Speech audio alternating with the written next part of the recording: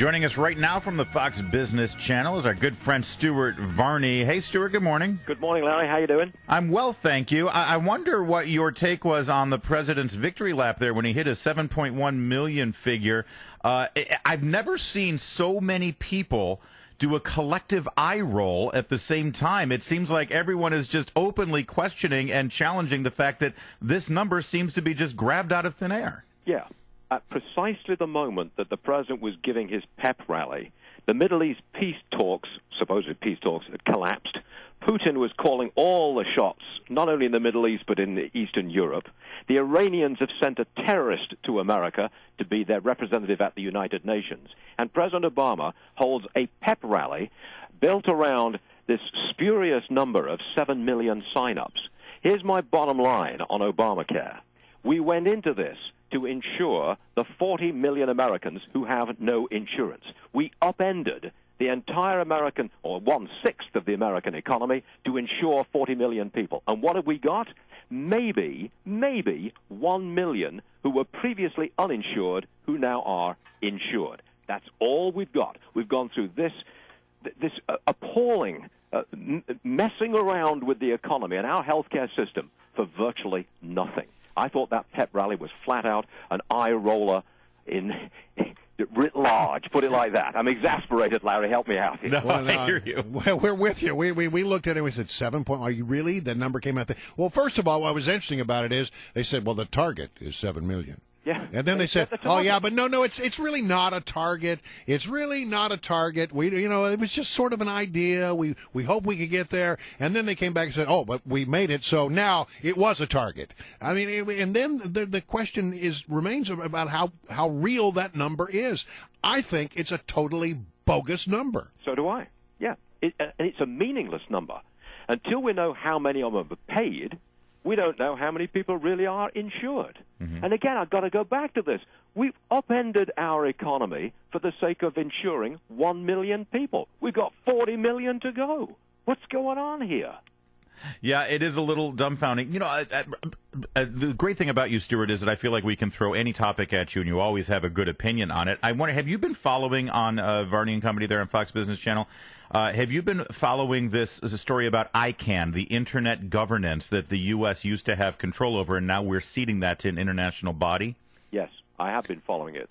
So the latest news. I've got an opinion on that too. Well, I'd love to hear from you because the latest news from the Daily Caller is that it's quite possible that a former Mubarak official, the guy who shut down Egypt's internet during their unrest, is going to be part of the governing agency internationally. And of course, we know Vladimir Putin would love to have some say in the internet. Why would the U.S. government give up control over such an important thing that we paid for? It's beyond me. It is absolutely beyond me. I don't know why on earth America should give up control of this wonderful thing we call the Internet, which remains relatively free, easy access, equal and free access around the world. Why would we give up control? I think that the bottom line here is that the United Nations really wants taxing authority. And they see that they see control of the Internet, or control of Internet domains, put it like that, as a way to exercise a tax or a fee around the world. Oh, gosh. Yeah, that's what you look, at the moment, I think Internet access is free. But what's to stop them from imposing a fee, otherwise known as a tax? Only the UN can stop them. That's the writing on the wall to me. And it is absolutely inexplicable why President Obama should give this away, give away what we created. Why on earth would he do that? I don't know.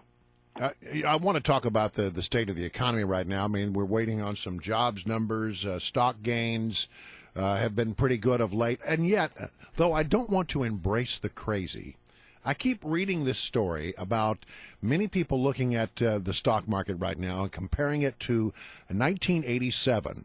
And they make the case that if you look at the numbers now and you look at the way the stock market is behaving, you look at what happened before the big crash of 87, that it's sort of a lot of similarity between how the stock market is reacting now as to how it was reacting back then. It's getting a lot of play on the Internet. It is, yeah. You put the two charts together and they do look remarkably similar. Look, I don't go in for this kind of cataclysmic theory. I don't know if a crash is coming or not.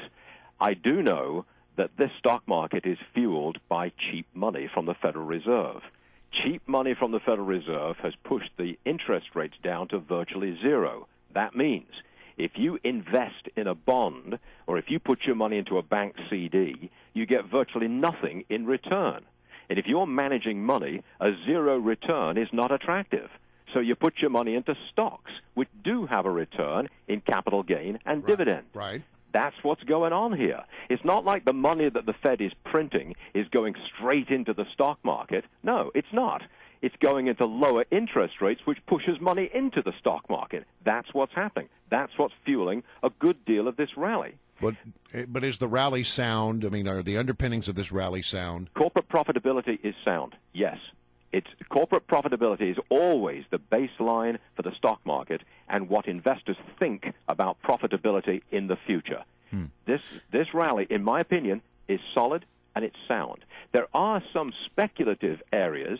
Some of the high-tech stocks which have zoomed recently are indeed speculative, and it reminds me a little bit of the dot-com bubble of the 1990s.